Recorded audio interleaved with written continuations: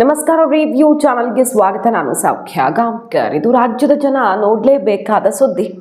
ಪ್ರಿಯಾಂಕ್ ಖರ್ಗೆ ಅವರಿಗೆ ಭಾರಿ ಮುಖಭಂಗ ಆಗಿದೆ, ಅತಿ ದೊಡ್ಡ ಸೆಟ್ ಬ್ಯಾಕ್ ಆಗಿದೆ. ಶೇಮ್ ಇದು ಪ್ರಿಯಾಂಕ್ ಖರ್ಗೆ ಅವರಿಗೆ, ಗೃಹ ಸಚಿವರಿಗೆ. ಹಾಗಾದರೆ ಏನಾಗಿದೆ? ಗೃಹ ಸಚಿವರಿಗೆ ಸಂಬಂಧಪಟ್ಟಂತೆ, ಅವರ ಇಲಾಖೆಗೆ ಸಂಬಂಧಪಟ್ಟಂತೆ ಊರೆಲ್ಲ ತಲೆ ಕೆಡಿಸ್ಕೊಂಡು ಕೂತಿರುವಂಥ ಪ್ರಿಯಾಂಕ್ ಖರ್ಗೆ ಅವ್ರಿಗೆ ಯಾವ ರೀತಿ ಶೇಮ್ ಇದು? ಡೀಟೇಲ್ಸ್ ಇರ್ತಾ ಹೋಗ್ತೀವಿ.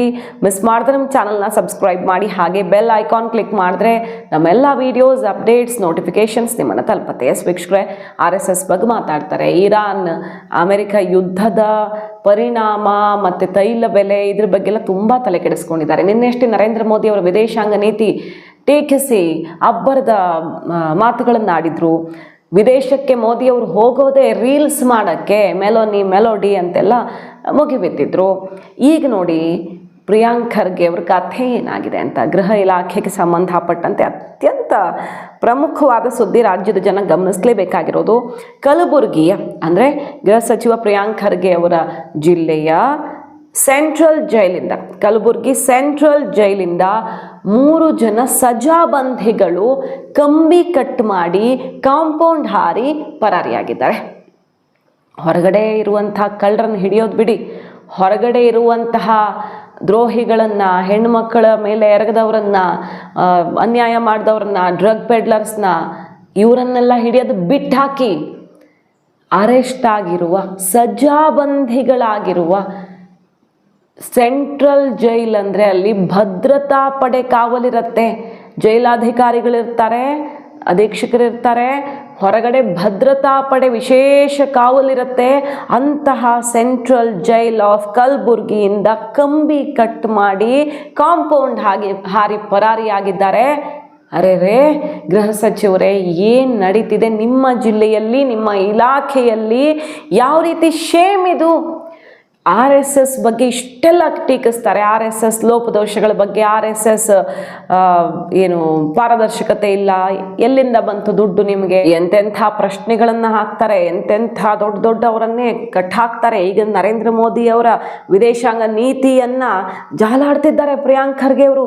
ಇಷ್ಟೆಲ್ಲ ಚಾಕಚಕ್ಯತೆ ಇರುವಂತಹ ನಮ್ಮ ಮಿನಿಸ್ಟರ್, ಗೃಹ ಸಚಿವರಾಗಿರುವಂತಹ ಪ್ರಿಯಾಂಕ್ ಖರ್ಗೆ ಅವರು ತಾವು ವಹಿಸ್ಕೊಂಡಿರೋ ಇಲಾಖೆಯಲ್ಲಿ ಬಿಟ್ಟಾಕಿ, ಬೇಡ ಅವ್ರ ಇಲಾಖೆಯನ್ನು ನೋಡೋದೇ ಬೇಡ.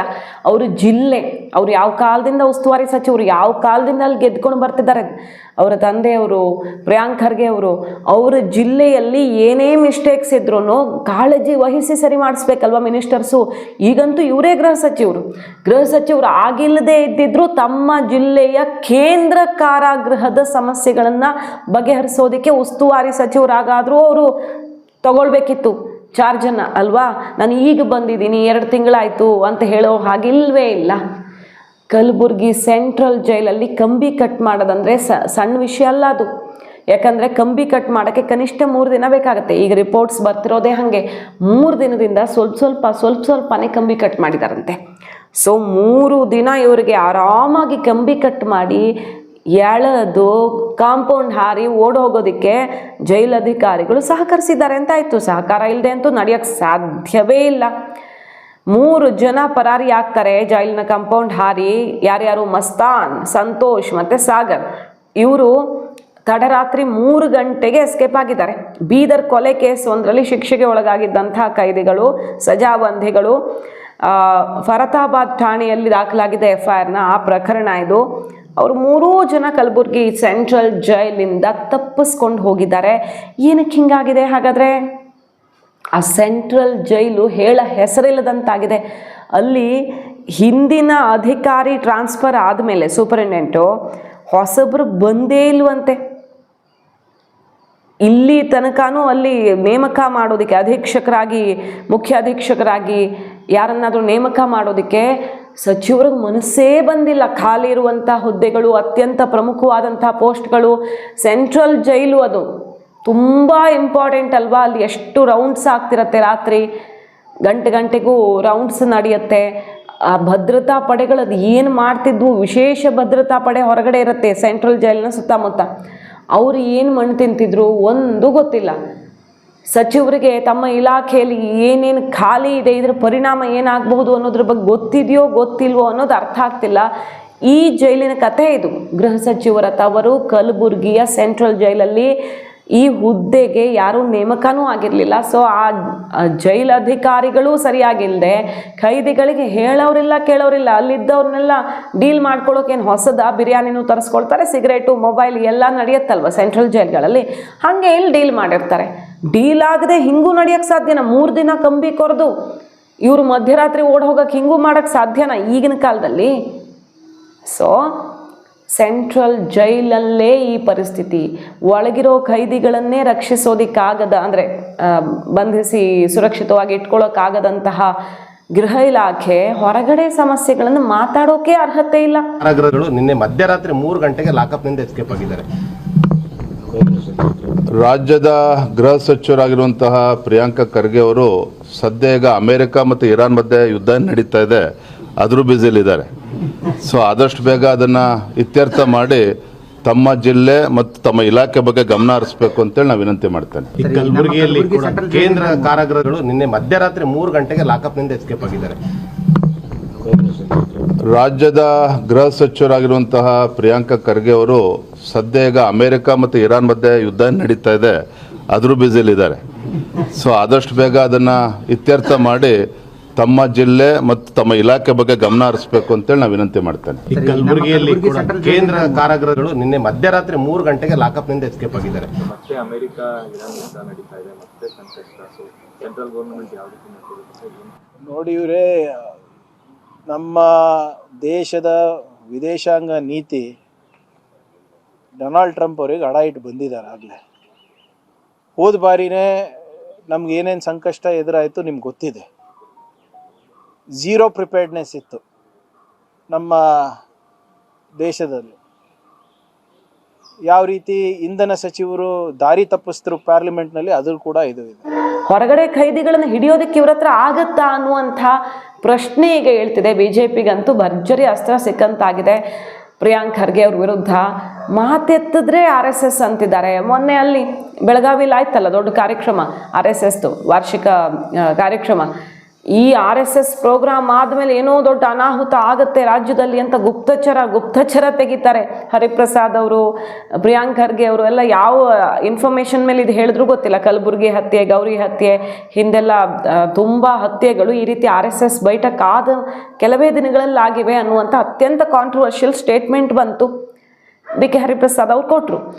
ಮತ್ತು ಏನಾದರೂ ಅನಾಹುತ ಆಗಬಹುದು ಅನ್ನೋ ರೀತಿಯಲ್ಲಿ ಮಿನಿಸ್ಟ್ರುಗಳ ಸ್ಟೇಟ್ಮೆಂಟ್ ಬಂತು. ಸೊ ಮುಂದಾಗೋದನ್ನು RSS ಯಾವ ರೀತಿ ಪ್ಲ್ಯಾನ್ ಮಾಡಿದೆ ಅನ್ನೋದನ್ನೆಲ್ಲ ಗೆಸ್ ಮಾಡ್ತಿರುವಂಥ ಮಿನಿಸ್ಟ್ರುಗಳು ಆಗಿ, ಇನ್ವೆಸ್ಟಿಗೇಷನ್ ಆಗಿ, ಅರೆಸ್ಟ್ ಆಗಿ, ಅವರು ಸಜಾಬಂದಿಗಳಾಗಿದ್ದಾರೆ. ಅವರನ್ನೂ ರಕ್ಷಣೆ ಮಾಡೋಕ್ಕಾಗ್ತಿಲ್ಲ, ಕಡೆ ಪಕ್ಷ ಅವರನ್ನು ಹಿಡಿದಿಟ್ಕೊಳ್ಳೋಕ್ಕಾಗ್ತಿಲ್ಲ. ಏನು ಕಥೆ ಇದು? ಗೃಹ ಸಚಿವರ ಇಲಾಖೆಯಲ್ಲಿ ಈ ರೀತಿ ಎಡವಟ್ಟು. ಕಲಬುರಗಿಯಲ್ಲಿ ಕಳೆದ ಸುಮಾರು ದಿನಗಳಿಂದ ಅಲ್ಲಿ PSI ಬೀಳ್ತಾರೆ ಲೋಕಾಬಲೆಗೆ. ಲೋಕಾಯುಕ್ತ ರೇಡ್ಗಳು ಸಿಕ್ಕಾಪಟ್ಟೆ ಆಗಿದೆ. ಪೊಲೀಸ್ ಇಲಾಖೆಯಲ್ಲಿ ಹೇಳ ಹೆಸರಿಲ್ಲದ ಭ್ರಷ್ಟಾಚಾರ ಸಿಕ್ಕಾಪಟ್ಟೆ ಎಗ್ಗಿಲ್ಲದೆ ನಡೀತಾ ಇದೆ. ಅಂಥ ಪರಿಸ್ಥಿತಿ ಪೊಲೀಸ್ ಇಲಾಖೆಯಲ್ಲಿ ಬಂದ್ಕೊಂಡಿದೆ. ಇಷ್ಟು ಸಮಸ್ಯೆಗಳಿವೆ. ಪ್ರಿಯಾಂಕ್ ಖರ್ಗೆ ಅಂದರೆ ಹೌದಪ್ಪ, ತುಂಬಾ ಒಳ್ಳೆ ಚಾಣಾಕ್ಯ ರಾಜಕಾರಣಿ ಅಂತ ಸಾಬೀತು ಮಾಡೋದಕ್ಕೆ ಒಂದೊಳ್ಳೆ ಚಾನ್ಸ್ ಅವ್ರಿಗೆ. ಪೊಲೀಸ್ ಇಲಾಖೆಗೆ ದೊಡ್ಡ ಮಟ್ಟದ ಬದಲಾವಣೆ ತಂದು ಆಧುನಿಕ ಸ್ಪರ್ಶ ಕೊಟ್ಟು ಪೊಲೀಸ್ ಇಲಾಖೆಗೆ ಸರಿಯಾದ ಚುರುಕು ಮುಟ್ಟಿಸಿ ತನ್ನ ತಾಕತ್ತು ತೋರಿಸ್ಬೋದಿತ್ತು ಪ್ರಿಯಾಂಕ್ ಖರ್ಗೆ ಅವರು. ಆವಾಗ ರಾಹುಲ್ ಗಾಂಧಿ ಅವ್ರ ಗಮನ ಸೆಳೆಯೋದಲ್ಲ, ಇಡೀ ದೇಶದ ಗಮನ ಸೆಳಿಬಹುದಿತ್ತು, ಎಲ್ಲರ ಗಮನನೂ ಸೆಳಿಬಹುದಿತ್ತು. RSS ಎದುರು ಹಾಕ್ಕೊಂಡು ಗಮನ ಸೆಳೆಯೋದಕ್ಕಿಂತ ಹೆಚ್ಚು ಮಿಂಚಬಹುದಿತ್ತು ಪ್ರಿಯಾಂಕ್ ಖರ್ಗೆ ಅವರು. ಈ ರೀತಿ ಜಿಡ್ ಹಿಡಿದಿರುವ ಪಕ್ಕದ ರಾಜ್ಯದವರು ಬಂದು ಇಲ್ಲಿ ಡ್ರಗ್ಸ್ ಹಿಡ್ಕೊಂಡು ಹೋಗ್ತಾರೆ. ಕಳೆದ ಕೆಲವು ತಿಂಗಳ ಹಿಂದೆ ಪರಮೇಶ್ವರ್ ಇದ್ದಾಗ ಕರ್ನಾಟಕ ಪೊಲೀಸ್ ಇಲಾಖೆಗೆ ಯಾವ ಥರ ಕಪಾಳ ಮೋಕ್ಷ ಆಯಿತು ನೆನಪಿದೆ ನಮಗೆ. ಇಲ್ಲಿ ನಡೀತಿದೆ ಡ್ರಗ್ ಫ್ಯಾಕ್ಟ್ರಿಗಳೇ ತಲೆ ಎತ್ತಿವೆ, ಅಕ್ರಮವಾಗಿ ನಡೆಸ್ತಾ ಇದ್ದಾರೆ. ಅದನ್ನು ಪಕ್ಕದ ರಾಜ್ಯದವರು ಬಂದು ಹಿಡ್ಕೊಂಡು ಹೋಗ್ತಾರೆ. ನಮ್ಮವ್ರು ಏನು ಮಾಡ್ತಿದ್ದಾರೆ ಅನ್ನೋ ಪ್ರಶ್ನೆ ಬಂತು. ಈ ಥರ ತುಂಬ ಕೇಸ್ಗಳಾಗೋದು ಪೊಲೀಸ್ ಇಲಾಖೆಯ ಮಹಾವೈಫಲ್ಯ. ಕರ್ನಾಟಕ ಪೊಲೀಸ್ ಅಂದರೆ ತುಂಬ ಒಳ್ಳೆ ಹೆಸರು, ಬಟ್ ಈಗ ಹಿಂಗಾಗ್ತಿದೆ. ಅದೆಲ್ಲ ಸರಿ ಮಾಡೋದು ಬಿಟ್ಟು ನಮ್ಮ ಗೃಹ ಸಚಿವರು ಯಾವ ಥರ ಬೇರೆ ವಿಚಾರಗಳ ಬಗ್ಗೆ ತಲೆ ಕೆಡಿಸ್ಕೊಂಡಿದ್ದಾರೆ. ನರೇಂದ್ರ ಮೋದಿ ಅವರಿಂದ ಕಲಿಯೋದು ಏನೂ ಇಲ್ಲ, ಅವರು ವಿದೇಶಾಂಗ ಇಲಾಖೆ ಅಂದರೆ ಚಾಕ್ಲೇಟ್ ತಿನ್ನಿಸಿ ರೀಲ್ಸ್ ಮಾಡಿಸ್ಕೊಂಬರ್ತಾರೆ ಅಂತ ಹೇಳ್ತಾರಲ್ಲ. ನಮ್ಮ ವಿದೇಶಾಂಗ ಇಲಾಖೆ, ನಮ್ಮ ಭಾರತ ಸರ್ಕಾರ, ಹಾಗೆ ನಮ್ಮ ವಿದೇಶಾಂಗ ನೀತಿ ಇಲ್ಲಿ ಪಕ್ಷ ಬರಲ್ಲ, ಬಟ್ ಓವರಾಲ್ ಜಗತ್ತಿನಲ್ಲಿ ಒಂದು ಒಳ್ಳೆ ಹೆಸರು ಮಾಡಿದೆ. ಅದನ್ನು ಜಗತ್ತೇ ಕೊಂಡಾಡ್ತಾ ಇದೆ. ನಮ್ಮ ರಾಜತಾಂತ್ರಿಕ ವಿದೇಶಾಂಗ ನೀತಿಯ ಪರಿಣಾಮ ಭಾರತ ಎಷ್ಟು ಸೇಫ್ ಆಗಿದೆ ಅಂತ. ಹಾಗಾಗಿ ಪ್ರಿಯಾಂಕ್ ಖರ್ಗೆ ಅವರು ಸದ್ದು ಮಾಡೋದಕ್ಕೋಸ್ಕರ ಈ ರೀತಿ ತುಂಬ ತಲೆ ಕೆಡಿಸ್ಕೊಂಡು ಕೂತ್ಕೊಳ್ಳೋ ಬದಲು ಅವರ ಇಲಾಖೆಯಲ್ಲಿ ಮಾಡಬೇಕಾಗಿರೋ ಕೆಲಸ, ಡ್ರಗ್ ಏನು ಎಗ್ಗಿಲ್ಲದೆ ನಮ್ಮ ರಾಜ್ಯದಲ್ಲಿ ಎಲ್ಲ ಕಡೆ ಸುಮಾರು ಕಡೆಗಳಲ್ಲಿ ಸಮಸ್ಯೆ ತಂದಿಟ್ಟಿದೆ. ನಮ್ಮ ರಾಜ್ಯದಲ್ಲೂ ಅದಕ್ಕೆ ಒಂದು ಪರಿಹಾರ ಹುಡುಕಬೇಕಾಗಿದೆ. ಇದೆಲ್ಲ ಕೆಲಸ ಮಾಡಿ, ಇಲಾಖೆ ಖಾಲಿ ಇರುವಂಥ ಪೋಸ್ಟ್ ತುಂಬೋದಕ್ಕೆ ವ್ಯವಸ್ಥೆ ಮಾಡಿ, ಒಳಗಿರೋ ಖೈದಿಗಳನ್ನು ಫಸ್ಟು ಭದ್ರ ಮಾಡಿಕೊಂಡು, ಜಿಲ್ಲೆಯ ಅಭಿವೃದ್ಧಿಯ ಬಗ್ಗೆ ತಲೆ ಕೆಡಿಸ್ಕೊಂಡು ಹೋಗಲಿ ಅಂತ BJP ಅವರಿಗೆ ತಿವಿತಾ ಇದ್ದಾರೆ. ಮಾಹಿತಿ ಇಷ್ಟ ಆಗಿದ್ರೆ ಮಿಸ್ ಮಾಡಿದ್ರೆ ನಮ್ಮ ಚಾನಲ್ನ ಸಬ್ಸ್ಕ್ರೈಬ್ ಮಾಡಿ, ನಿಮ್ಮ ಅಭಿಪ್ರಾಯ ಕಮೆಂಟ್ ಮಾಡಿ ತಿಳಿಸಿ. Thank you.